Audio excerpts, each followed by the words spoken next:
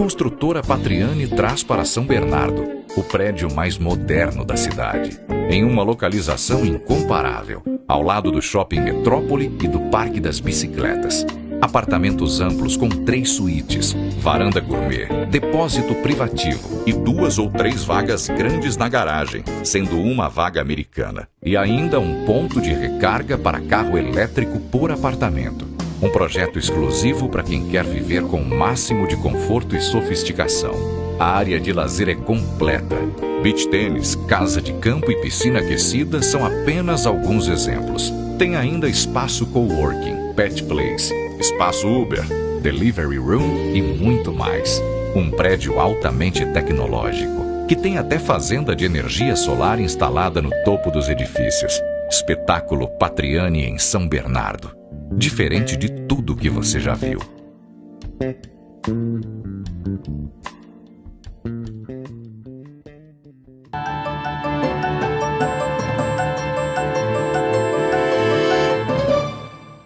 Muito bem, amigos telespectadores, amigas telespectadoras, caros internautas que nos acompanham pelas redes sociais. E hoje eu vou falar de uma das maiores, se não for a maior paixão que eu tenho na vida, que é falar dos animais. Estão vendo essa foto aqui do meu lado, aqui atrás de mim? Esse é o Joca, que deu até origem à minha coluna jornalística chamada O Canto do Joca. Tem gente que acha que é o meu canto, porque também é o meu apelido Joca, de Joaquim, né? Mas o Joca é ele.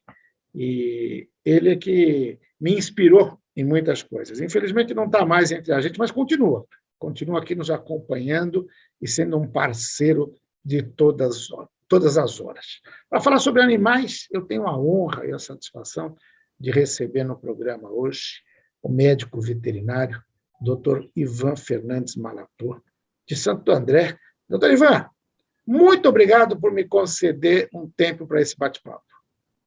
Olá, tudo bom? Eu que agradeço aí, tá, a possibilidade, né, de estar aqui participando com você aqui no seu programa. Estou aqui à disposição. Vamos ver se eu esclareço algumas dúvidas aí para o pessoal. Com certeza. A minha dúvida era essa. Nesse quase 2 anos de pandemia, 1 ano e 8 meses, 1 ano e 9 meses, eu mesmo fiquei em casa o tempo todo, atendendo às recomendações dos médicos, até pelos meus cabelos brancos, aí, pela idade mais avançada, tomando conta dos meus bichinhos. A gente não saiu, eu e a Rosana ficamos em casa o tempo todo. Agora que vamos retomando aos poucos, mas com muito cuidado, sempre usando máscara e tal. A gente sofreu bastante nessa pandemia. E os animais? Como é que eles se comportaram? O que aconteceu com eles? Nem eles escaparam, viu? Passaram por maus bocados também.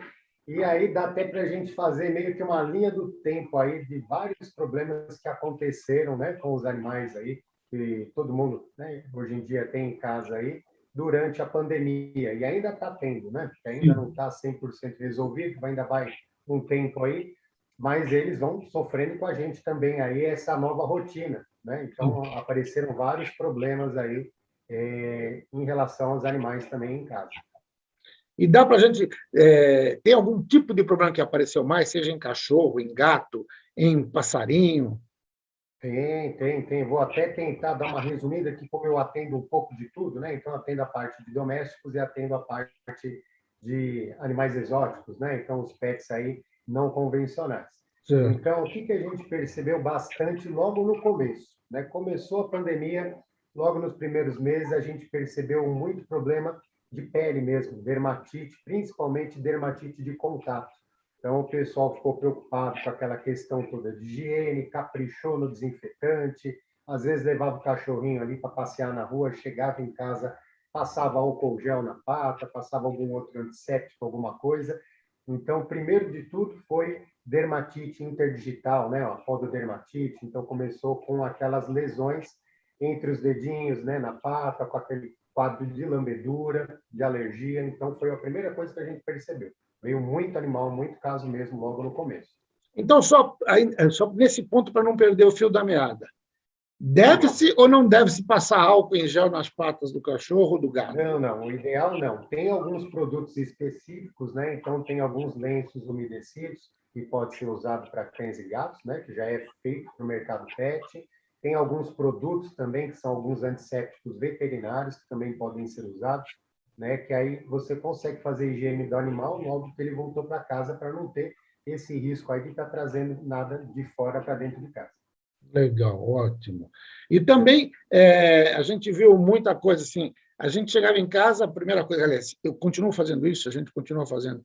Deixa os sapatos lá fora, entra, já tira toda a roupa, bota no saco plástico na lavanderia para lavar, Aquele e já vai tomar um banho rapidamente. Sim. Quando você sai com o animal nesse período de pandemia, também o ideal é dar um banho nele assim que chegar toda vez ou não? Seria exagero? A maioria das pessoas, né, que já tem um animal, já tinha aquela rotina, né, de levar para banho e tosa, tentou manter dentro do possível, né, excetuando o período que ficou fechado aí, os pet shops e tudo, mas continuou tentando manter essa regra, né, de tentar dar um banho por semana ou na frequência que já vinham tomando, né? O que não adianta é aumentar muito a frequência dos banhos além do que eles já estavam acostumados, porque acontece muito o quê? A pele não tem tempo de se recompor. O animal ele tem uma pele aparentemente mais resistente que a nossa, mas é bem sensível também. Então, se a gente dá muito banho com muita frequência, você tira a gordura da pele e a pele não tem tempo de se restabelecer e já está dando outro banho. E aí ela vai ressecando, vai descamando. Então, também não é legal chegar nesse ponto aí. Então, tem que ver um meio tempo aí, né, que fique bom para cada animal de intervalos de banho. Mas o pessoal está caprichando mesmo. Só tem que evitar de usar esses produtos muito fortes mesmo, que pode dar esses quadros aí de dermatite interdigital, né, que machuca bem as patas. Legal. Agora, um outro aspecto relacionado à pandemia, eu conversava já faz algum tempo com meu filho, ele tem um gato, e um gato até que ele resgatou, porque ele passou um dia e viu o gato numa caçamba de lixo, muito pequenininho, miando muito, aí ele foi lá, opa, tem um gato aqui, foi lá, pegou e cuidou, ele estava todo machucado, levou no veterinário, cuidou, o gato salvou, ajudou. Salvou, e o gato está lindíssimo, né? É o Buster. Graças a Deus. O gato é apaixonado por ele, pela mulher, eles são apaixonados pelo gato e tal. Mas eles me contavam uma história de um vizinho que tinha uma rotina antes da pandemia. Saía todo dia, também tinha um gato. Saía todo dia para trabalhar, voltava no final, deixava lá comida, deixava água, voltava no final do dia, o gato recebia com uma festa. Com a pandemia, o dono precisou ficar em casa o tempo todo. E o gato estranhou essa mudança de rotina. Sim. E cobrava até que ele saísse para ter a hora de voltar. Aconteceu muito disso? Sim, então essa aí já foi mais ou menos a segunda parte da rotina que a gente começou a perceber ali no começo e agora está percebendo o viés agora nesse finzinho aparentemente aí, né, de tentativa, né, da população voltar à rotina normal. Então, no começo, teve animal que reclamou bastante, porque tinha aquelas horas de sono, aquele momento, entre aspas, de relaxar, de descansar, que já estava na rotina ali de trabalho do proprietário também. Então, o proprietário saiu, o animal descansava, e aí o animal já sabia mais ou menos a hora que o proprietário ia voltar, e já começava aquela coisa toda de ansiedade, querer se alimentar, né?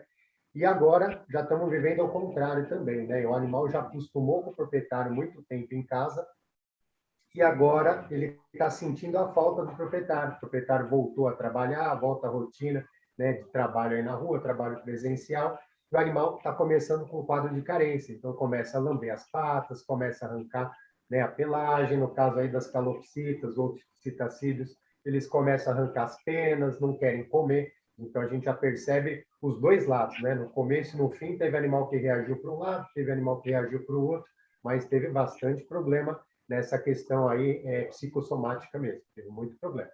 E aí, bom, agora eu mudei de foto aqui. Esse é o Pegasus, é a segunda galopsita que chegou em casa. Esse está aqui em casa até hoje, está com a gente já faz 11 anos. É também uma galopsita espetacular. Ele está num jardim que a gente tem, que ele adora. A gente fala que é o playground dele, né? E o Pegasus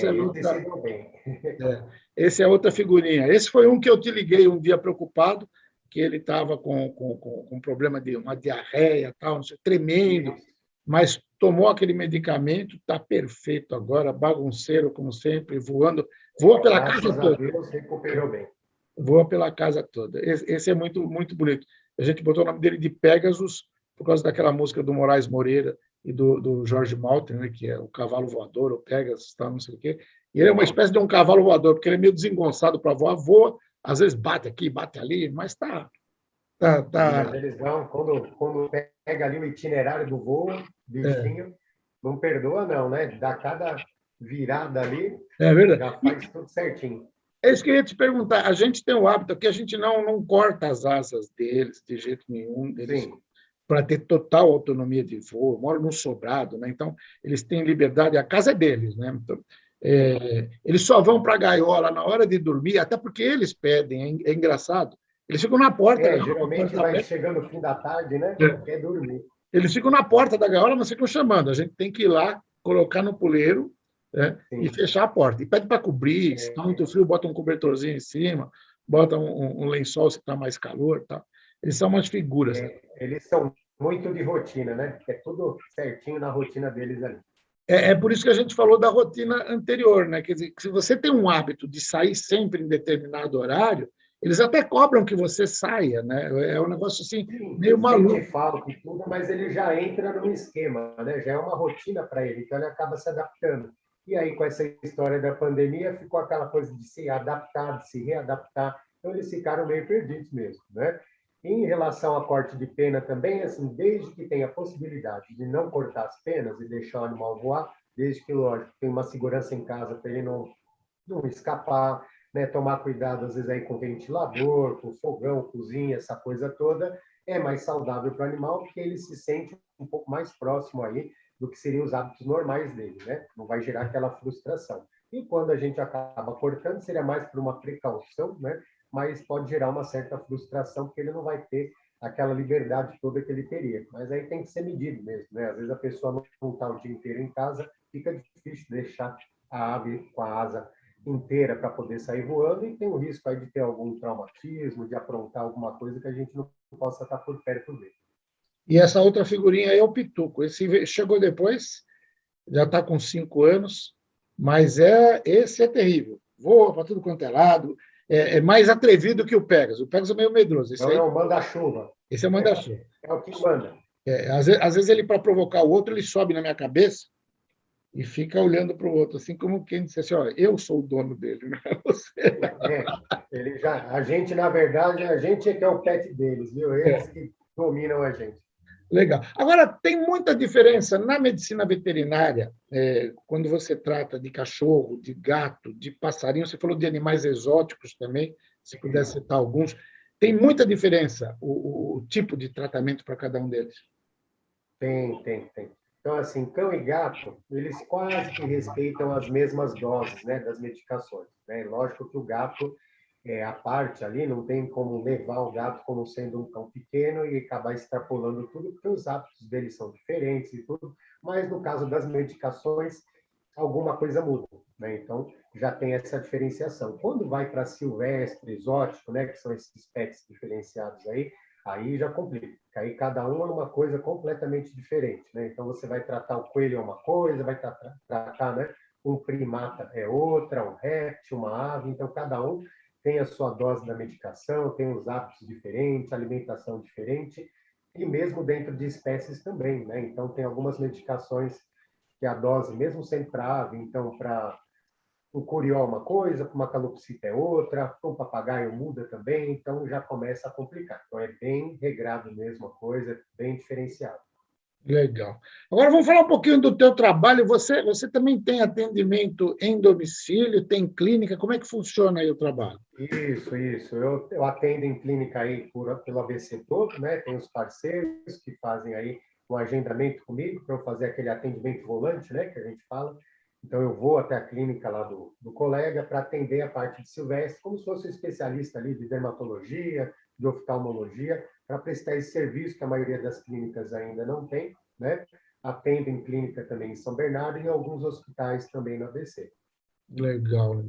E quem me indicou o teu trabalho foi uma grande parceira, né, que é a Elaine, e ela, quando eu tive algum problema com ela falou, fica com o telefone dele, se tiver qualquer problema, é Sim, só... qualquer emergência ali, para tirar uma dúvida, né? A gente fica sempre à disposição. E ela gosta bastante, né? Então já está bastante tempo lá cuidando, criando, adora os filhotinhos ali.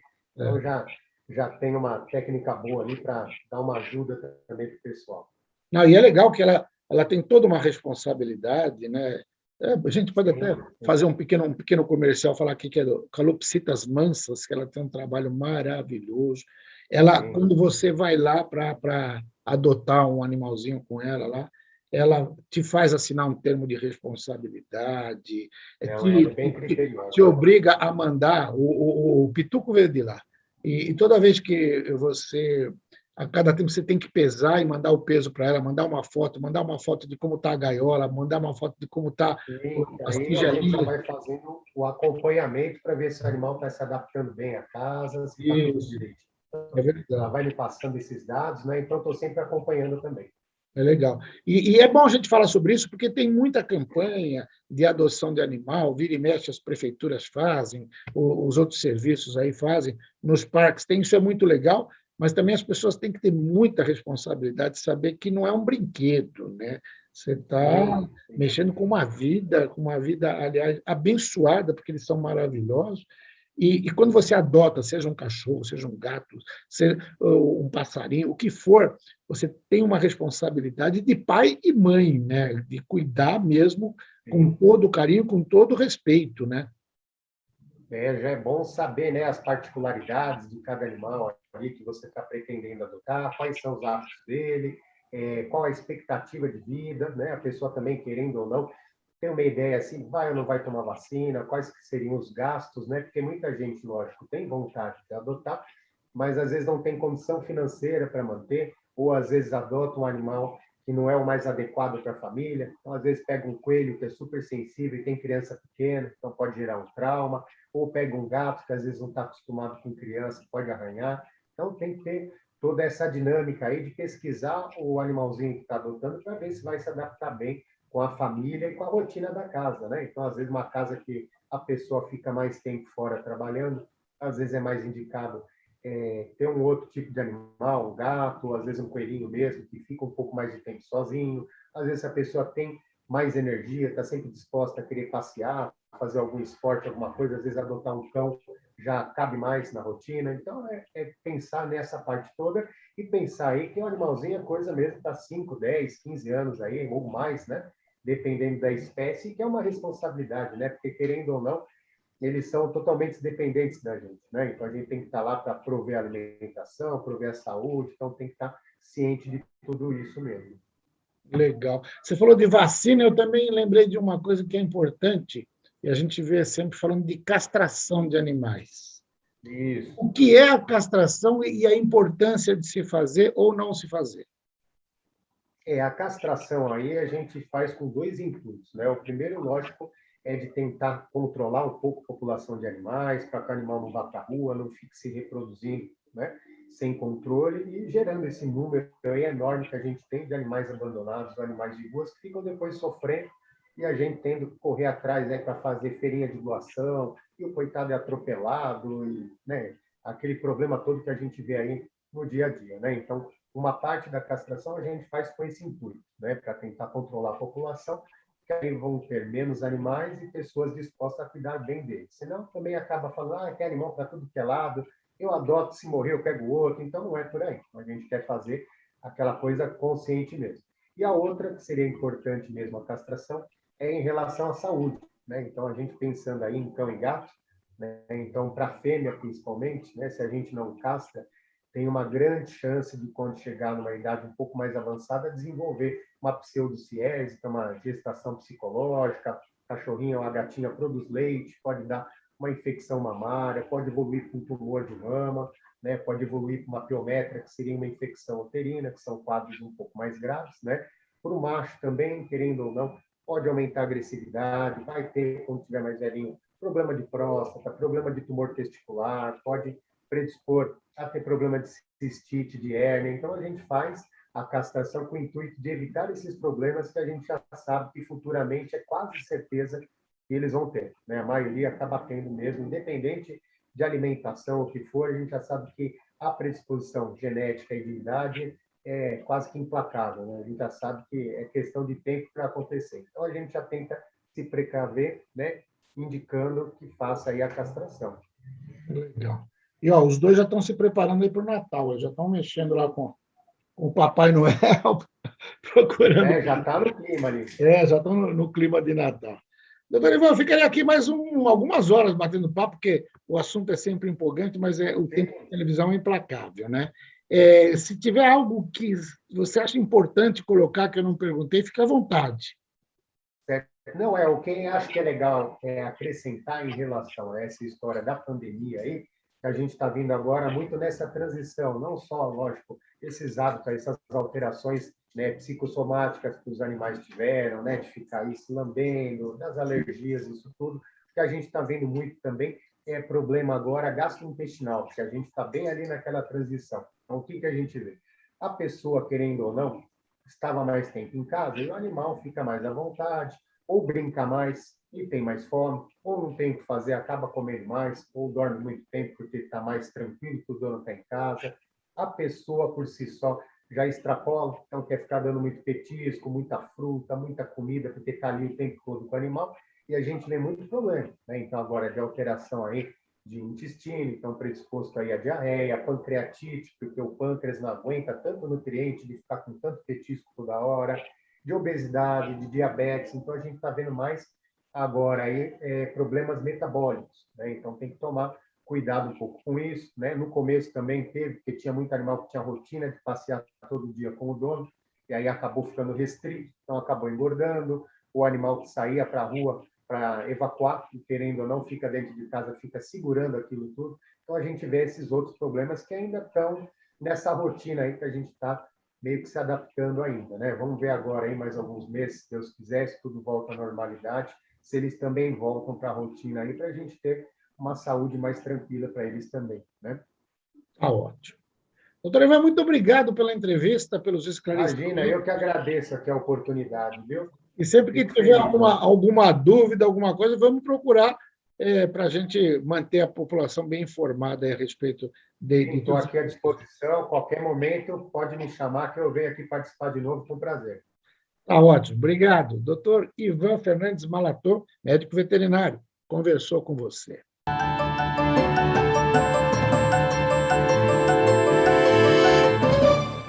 A construtora Patriani traz para São Bernardo o prédio mais moderno da cidade, em uma localização incomparável, ao lado do Shopping Metrópole e do Parque das Bicicletas.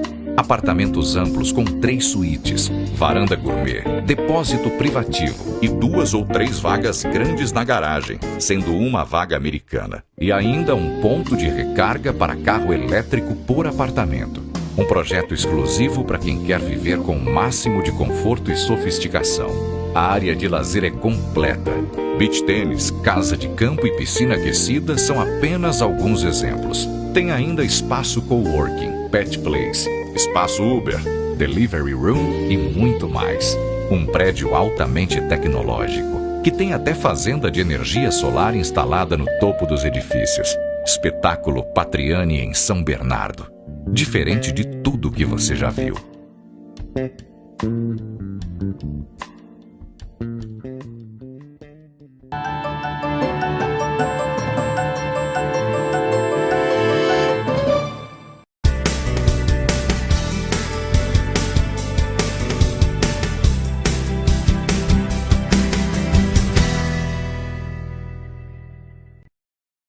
Começa mais um bloco Saúde do Homem neste Novembro Azul. E como o professor Dr. Marcos Tobias Machado já havia adiantado na semana anterior, hoje o tema é hiperplasia da próstata. Primeiro, professor, muito obrigado por me atender mais uma vez. É isso, Joaquim. Prazer, é sempre bom estar aqui. Ótimo. E o que é que a gente pode falar para os nossos amigos telespectadores, para as nossas amigas telespectadoras, para todo mundo que nos vê, inclusive pelas redes sociais, sobre a hiperplasia prostática? A hiperplasia prostática é, com certeza,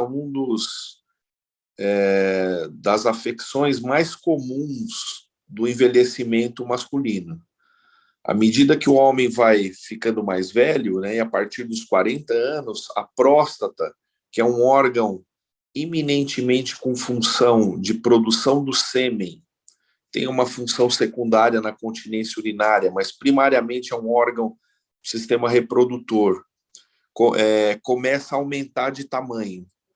Então, uma desregulação dentro do próprio envelhecimento humano e que, em algumas situações, esse aumento da próstata causa uma dificuldade urinária, né? A próstata é uma glândula mais ou menos do tamanho de uma noz, que fica abaixo da bexiga e é atravessado pela uretra. Então, a bexiga, quando elimina, o primeiro trajeto que passa a urina depois da bexiga é por dentro da próstata, na uretra prostática. E aí segue para frente, né, para a uretra membranosa, depois a uretra bulbar e a uretra peniana e sai para o meio externo. Esse é o caminho que a urina faz. Quando a próstata cresce muito, com esse envelhecimento da idade, pode crescer para dentro da luz da uretra e apertar a saída da urina. Então, uma das coisas que acontece com o homem depois dos 40 anos é o crescimento da próstata. Em algumas situações, que a gente chama de hiperplasia prostática benigna, em algumas situações, esse crescimento da próstata é para fora da uretra. Então, o paciente não tem muitos sintomas em algumas situações. E interessante que não há correlação entre o tamanho da próstata e o sintoma. Uma próstata normal do tamanho de uma noz é 20 gramas. Ela pode ter 30, 40 gramas e ser muito sintomática, né? O jato fino, dor para urinar, urinar várias vezes ao dia, né? São os principais sintomas. E ter próstatas muito grandes, que cresceram para fora da uretra, o indivíduo não sentia absolutamente nada. Então, a gente fala que tamanho de próstata não é documento. Não dá para se guiar pelo tamanho. Mas se ele tem um aumento da próstata associado a sintomas, com certeza ele tem a hiperplasia prostática causando algum problema, né? E como é uma condição benigna, é uma condição que a gente trata inicialmente com medicação e os casos mais graves com cirurgia. A questão principal aqui também é que tanto a hiperplasia prostática quanto o câncer de próstata, que nós falamos no programa anterior, são doenças que acontecem na mesma faixa etária. Então, quando o paciente vem ao médico e a gente faz o toque, depois faz o exame de PSA, o exame de sangue, e outros exames que a gente pode eventualmente fazer, a gente quer buscar aí diferenciar se o indivíduo tem uma normalidade, quando não tem nenhum problema, ou se ele tem, o que é muito comum, algum tipo de alteração, no mínimo um aumento benigno da próstata. E se não tem o câncer, obviamente, que é uma doença mais grave e que a gente trata de maneira diferente do que a hiperplasia prostática.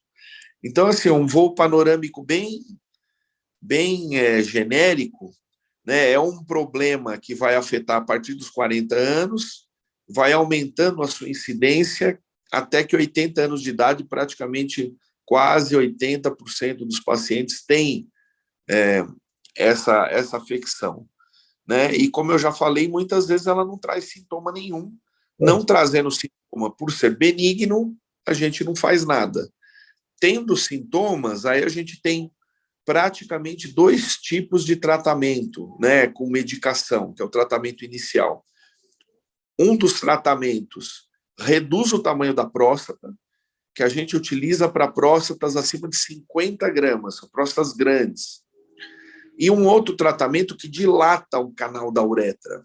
Aí a gente usa esse outro tratamento para qualquer tamanho de próstata, né? E quando a próstata tem mais de 50 gramas, a gente usa os dois tratamentos. O dilatador de uretra e a segunda droga, que é a droga que faz a redução do volume da próstata.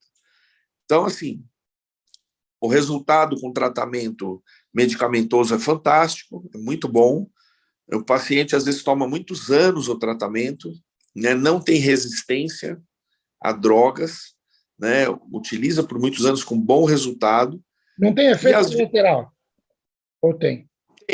Tem efeitos, são efeitos leves, né? A tansolosina, que é a principal droga que é utilizada para dilatar a uretra, tem um efeito na ejaculação, reduz o volume ejaculado.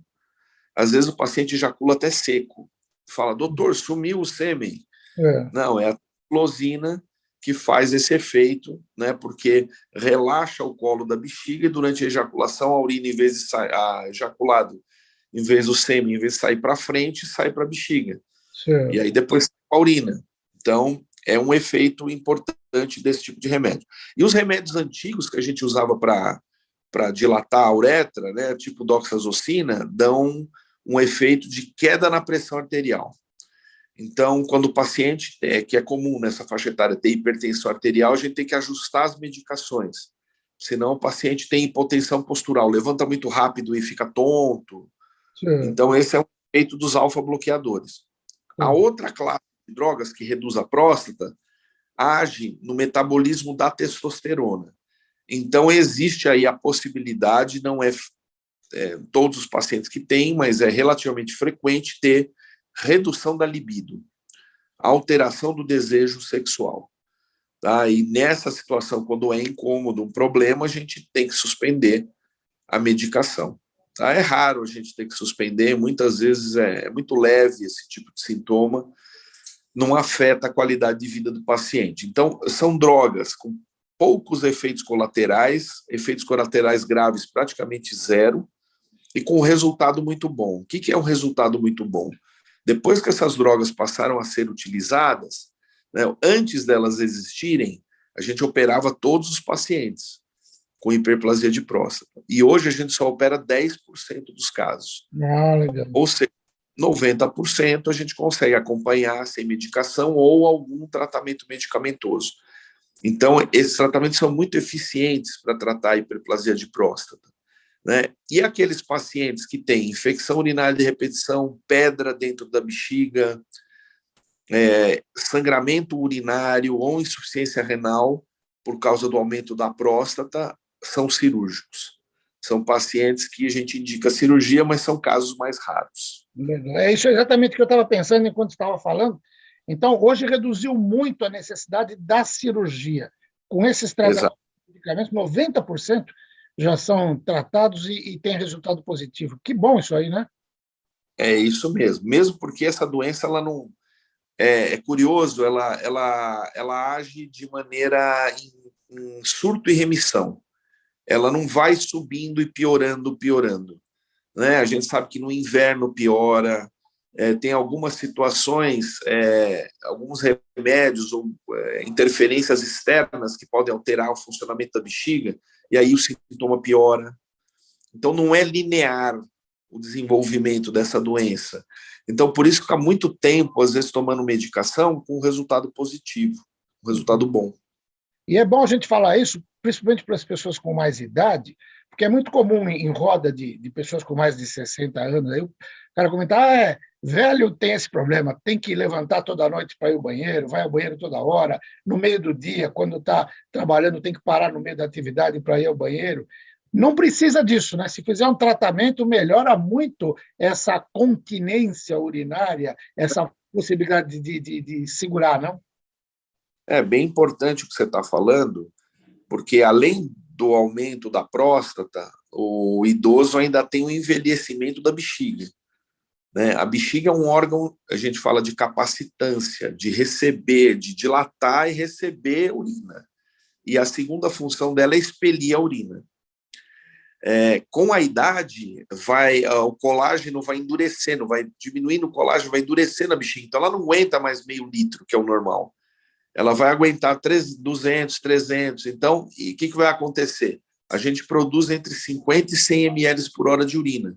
Então, uma coisa que levava 4, 6 horas que ela conseguia suportar, em 2 horas ela vai estar chamando já para urinar. Então, além disso, ainda tem a hiperplasia da próstata. Duas coisas têm tratamento, tanto o problema da bexiga quanto o problema da próstata. E aí a gente consegue melhorar muito a qualidade de vida do indivíduo. Incontinência, então, não é necessário. Obviamente que não precisa ficar perdendo urina. Né? Na grande maioria das vezes tem um tratamento eficiente para isso. Né? O problema é que a hiperplasia prostática, quando está muito obstruída e leva muitos anos sem tratamento, pode lesionar a parede da bexiga. E aí, quando a gente quer tratar, o resultado não é tão bom, porque a bexiga não expele. Você abre o canal, deixa o canal perfeito para expelir a urina, mas a bomba, que é a bexiga, já está muito lesionada, está com uma doença muscular, que a gente fala, da parede da bexiga, do músculo detrusor, que é o nome do músculo da bexiga. Falência do músculo detrusor. E aí não expele bem a urina. Então, o chamado aí para o diagnóstico precoce, para o acompanhamento, é extremamente importante nesse problema, porque no começo não dá sintomas, às vezes um exame já mostra, olha, não está urinando tão bem quanto parece, está sobrando na bexiga, né? Então, e idoso às vezes relata mal, reporta mal as coisas, né? E além disso, o idoso tem outras causas de incontinência, né? A imobilidade, o fato dele se deslocar lentamente, se ele tem vontade de urinar, às vezes ele não chega no banheiro. Correto. Só a parte ortopédica já é um problema, né? Além de urinar mais à noite, tem a questão do hormônio antidiurético, né? Vai alterando, então ele urina mais à noite do que de dia, né? Porque fica deitado, o coração perfunde melhor, o rim perfunde melhor, bomba melhor, então urina mais. Então, tudo isso a gente vê no consultório, né? Caso a caso. Qual é o fator mais importante que está causando sintoma urinário? Né? Então, é importante ter essa correlação do sintoma urinário com a próstata e com outros problemas. Diabetes, por exemplo, produz muita urina. Correto. Então, às vezes, sobrecarrega a bexiga. Então, tudo isso a gente tem que ver no consultório, caso a caso, para poder dar uma boa orientação. Tá ótimo. Professor, acho que hoje essa parte nós esgotamos. Se tem alguma coisa que você queira acrescentar, fique à vontade. Sempre a mesma mensagem de procurar precocemente para a gente poder orientar. Correto. O seu caso não é igual ao caso do amigo. Pode ter alguma coisa igual, mas nem sempre é totalmente igual. Os tratamentos, não fazer automedicação, pegar o remédio do colega e tentar tomar para ver se funciona. Né? Além dessas duas outras drogas, tem outras drogas que a gente utiliza, outros tipos de tratamento. Né? Uma das drogas interessantes que a gente usa, a mesma droga que usa para induzir a ereção, dilata também a uretra. Então, o indivíduo que tem disfunção erétil associada à hiperplasia de próstata, é interessante utilizar a tadalafila, por exemplo. Então, assim, dentro desse cenário de tratamento, existe um tratamento específico para cada paciente. Então, procure o médico, e às vezes não precisa nenhum tratamento. O sintoma é muito leve e a gente sabe que não vai beneficiar com o tratamento. Tudo isso o médico tem a condição de dizer para o paciente e oferecer o melhor tratamento possível. Tá ótimo. Então, hoje a gente fica por aqui, semana que vem tem mais, ainda Novembro Azul. Já tem algum tema em mente aí que a gente possa falar? Acho super interessante a gente falar das doenças do pênis, né? Da higiene do pênis, das doenças que podem afetar o pênis, extremamente importante para os homens. Maravilha. Então, você que está nos assistindo hoje, anota aí na agenda. Semana que vem tem mais saúde do homem sobre doença do pênis. Um assunto extremamente importante. Até lá. Obrigado, professor. Até logo, até mais. Professor Dr. Marcos Tobias Machado, urologista da Uroproctor de São Caetano do Sul, falou com você.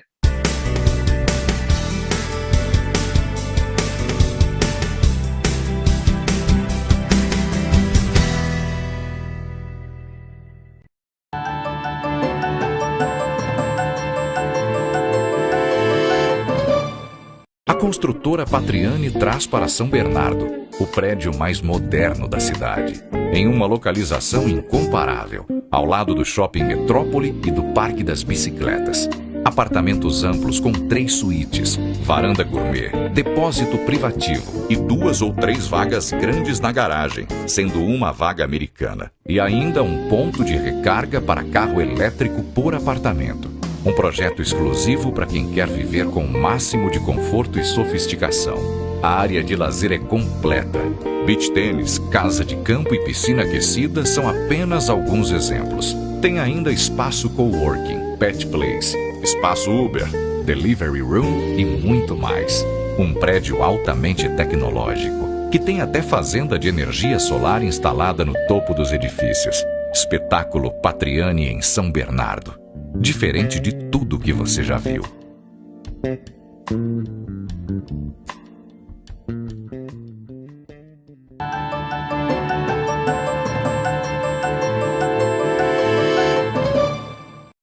Esta linda calopsita, que é o Joca, e aparece aqui comigo na foto, é bem diferente de outras. Essa que você tem em casa pode ser tão especial quanto ela, mas nunca vai ser igual. Por que eu falei disso? Porque eu quero explicar a diferença de este e esse, esta e essa.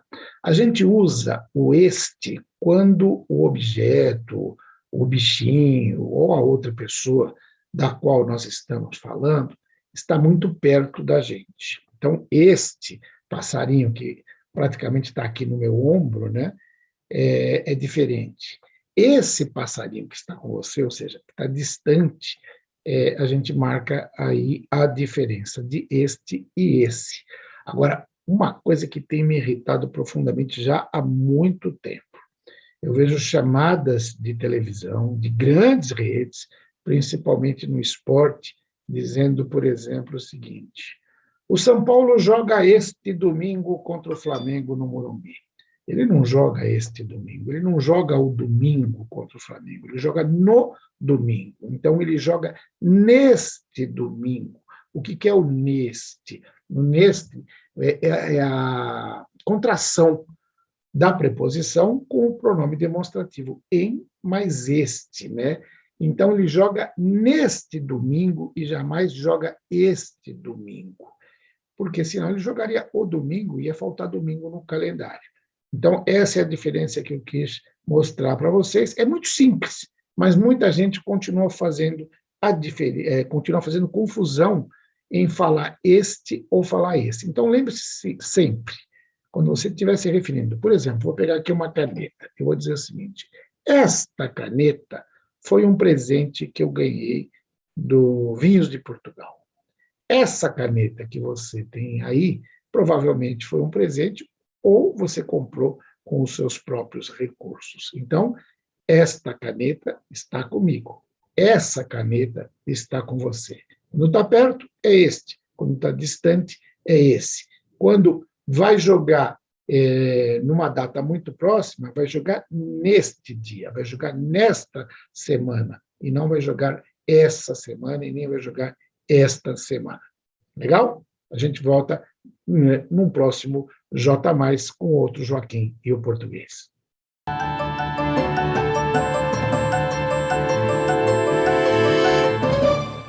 A construtora Patriani traz para São Bernardo o prédio mais moderno da cidade, em uma localização incomparável, ao lado do Shopping Metrópole e do Parque das Bicicletas.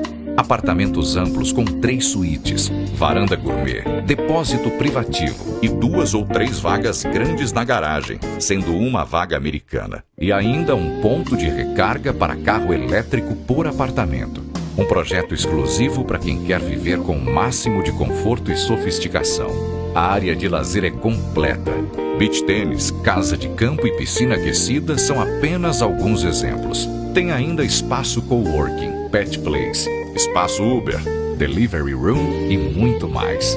Um prédio altamente tecnológico, que tem até fazenda de energia solar instalada no topo dos edifícios. Espetáculo Patriani em São Bernardo.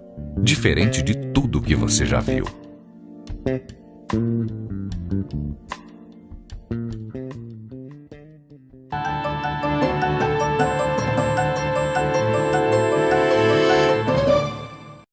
Muito bem, amigos telespectadores, amigas telespectadoras, caros internautas que nos acompanham pelas redes sociais, e agora a gente vai falar de eleição na Ordem dos Advogados do Brasil, mais especificamente na subseção de Santo André. Eu tenho a honra e a satisfação de conversar com o candidato a presidente da Chapa 1, doutor Leonardo Domenichelli Pereira, mais conhecido como Léo. Acho que se eu falar Leonardo Domenichelli Pereira, o pessoal vai falar: quem é esse cara? Mas, Léo, posso te chamar de Léo, né, Léo? Claro, Joaquim, claro, fica à vontade. Na verdade, a advocacia mesmo me conhece mais como Léo. Verdade. Bom, primeiro eu quero agradecer a honra de fazer essa entrevista, nós que já conversamos já há algum tempo atrás, mas eu quero saber, hoje, você é o vice-presidente da OAB e está como candidato a presidente, defendendo uma tese da união dos Advogados de Santo André. Me explica aí como é que surgiu esse projeto, por que ser candidato e o que você objetiva à frente dessa entidade tão significativa e importante para todos os andreenses. Bom, Joaquim, vamos lá.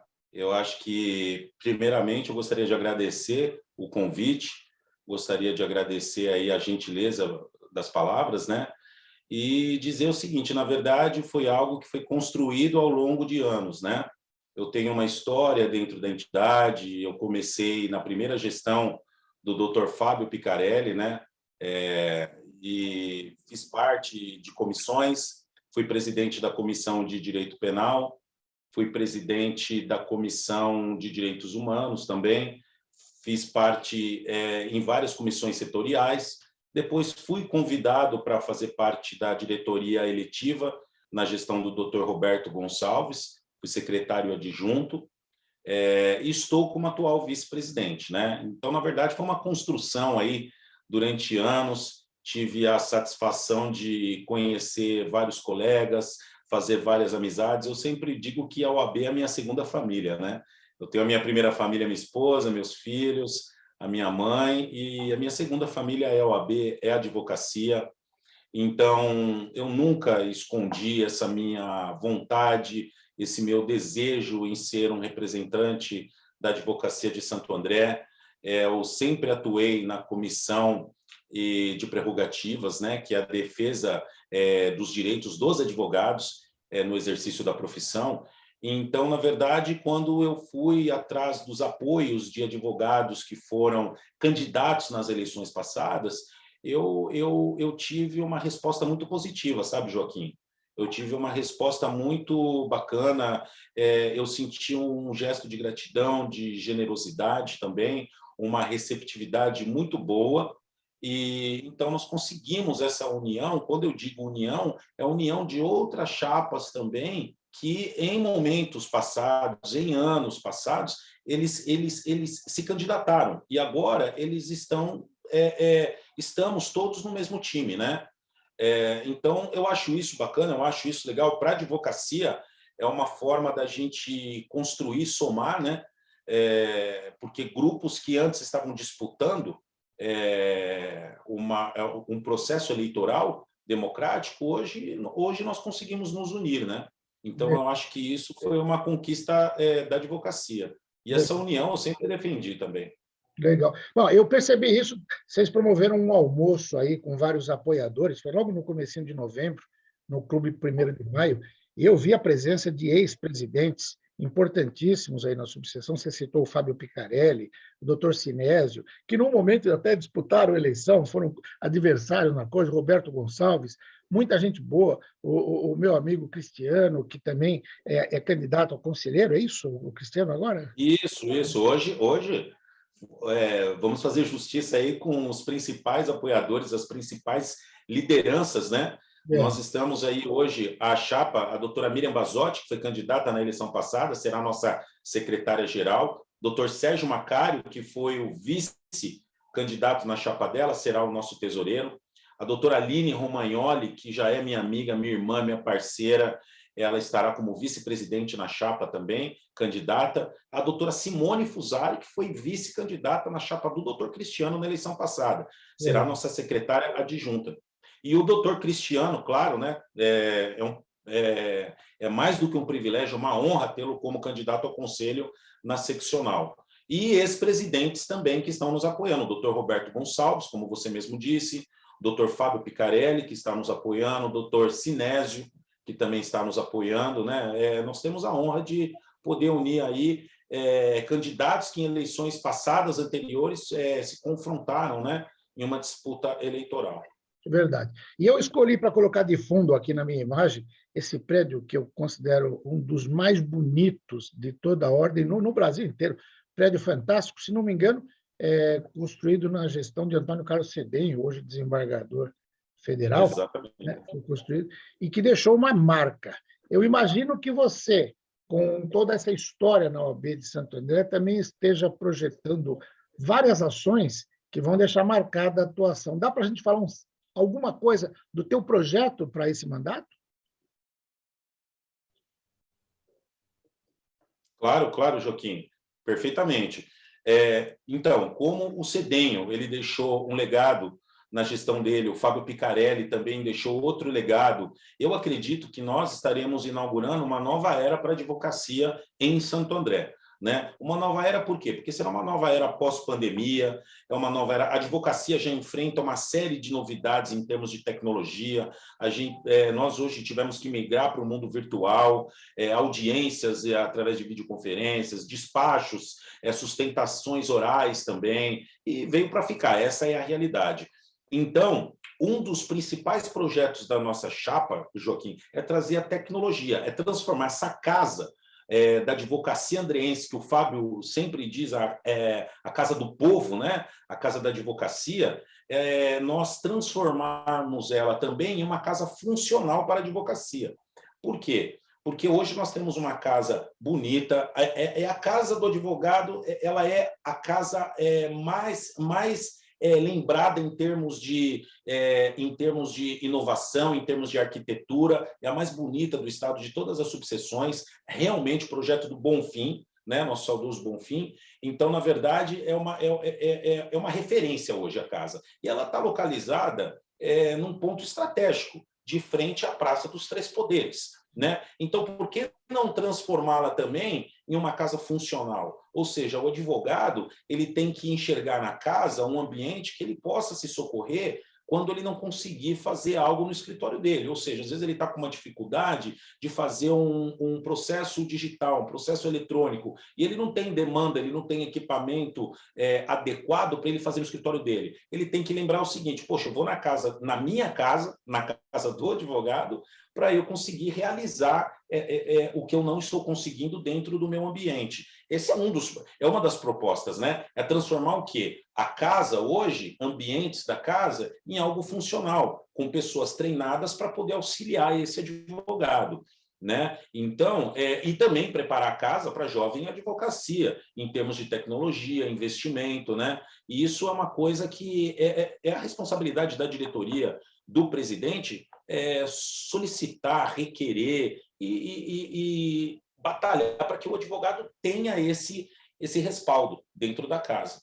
Legal, muito, muito boa essa colocação. Hoje está cada vez mais difícil o jovem advogado começar na profissão. Além dessas questões de disponibilizar para eles a tecnologia e tal, a OAB sempre teve a prática de proporcionar muitos cursos de qualificação e tal. Eu acredito que esse seja um dos projetos também que vocês devem dar um up nele, não? Sim, então, para a jovem advocacia, além de mantermos e qualificarmos e investirmos em cursos também para o aprimoramento, o aperfeiçoamento da classe, né? Nós temos a própria ESA, a Escola Superior de Advocacia, que é um braço da UAB dentro da nossa casa, né? Que eu fui aluno da ESA, né? Eu me especializei em Tribunal do Júri pela ESA, né? Então eu sou suspeito para falar porque eu tenho uma admiração e um carinho especial pela ESA. Agora, além disso, nós temos um projeto muito bacana para a jovem advocacia, que é um projeto de mentoria. O que significa esse projeto de mentoria?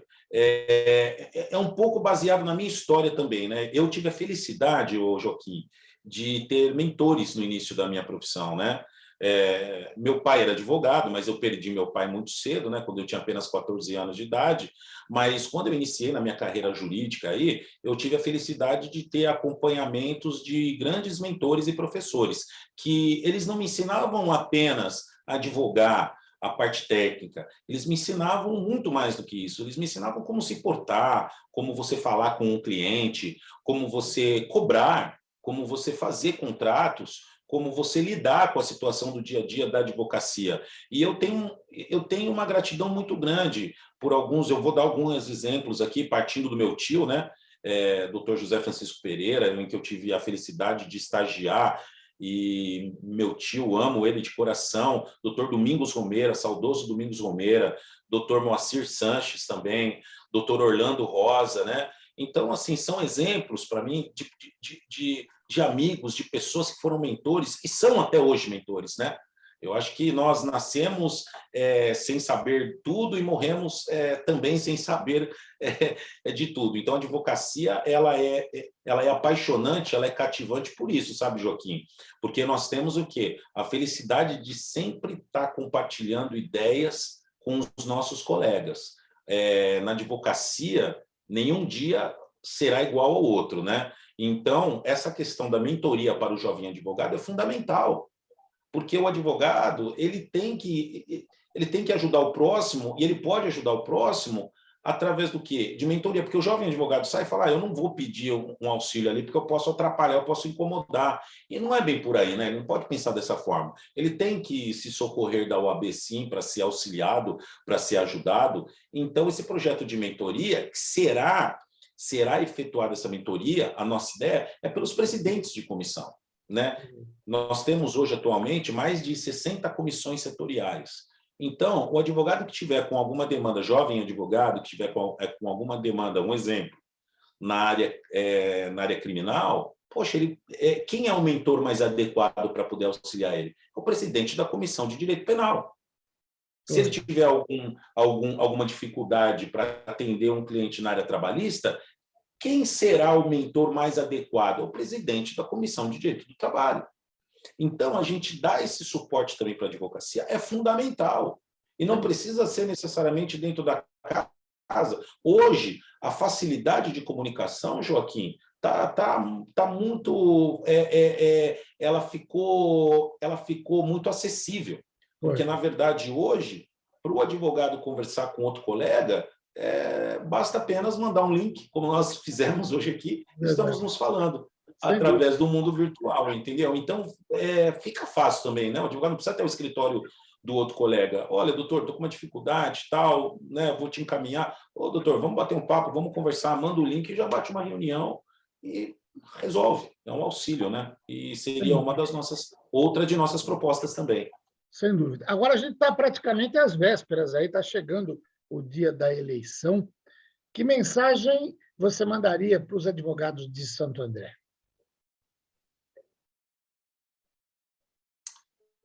Eu falaria para a advocacia que não desistam. A nossa profissão é árdua, a nossa profissão ela é muitas vezes desgastante, né? Eu acho que o cliente, os nossos clientes e a sociedade, eles não têm a dimensão do que nós suportamos diariamente, mas é muito gratificante e, ao mesmo tempo, muito apaixonante. Então, eu gostaria de falar assim, advocacia, persista. Persista, sejam persistentes. Nada substitui no mundo a persistência, o amor à profissão, a dedicação, o comprometimento e o trabalho em equipe. Ninguém vive sozinho, ninguém ganha suas batalhas sozinho. Precisamos construir pontes, sempre. Acho que é isso, Joaquim. Tá ótimo. Eu agradeço a oportunidade, o carinho em que você pôde me receber. Espero ter passado a mensagem do que eu imagino ser. Eu sou uma pessoa que eu falo sempre com o coração. Eu, às vezes, peco por não ser um pouquinho técnico, mas eu acho que a gente tem que passar a nossa mensagem do que a gente sente, não uma coisa fria já programada, né? Então, é isso que eu... E eu gostaria de agradecer imensamente essa oportunidade e de parabenizar também pelo programa, pelo trabalho que você faz. Eu que agradeço, e é exatamente isso. A gente fez a entrevista sem pauta, sem combinar nada antes, porque eu aposto também nessa espontaneidade. Quando a gente é espontâneo, quando a gente sabe do propósito, daquilo que a gente quer fazer, a gente não precisa ensaiar antes, não precisa combinar perguntas. É verdade. E esse é o verdadeiro jornalismo e é o verdadeiro direito. Parabéns pela campanha aí, sucesso, porque o teu sucesso vai ser o sucesso da advocacia de Santo André, e conte sempre com a gente para divulgar as ações aí da advocacia e da OAB. Está aí a chapa 1 aí do doutor Léo. Doutor Leonardo Dominichelli Pereira, candidato a presidente pela chapa 1, a OAB de Santo André, falou com vocês.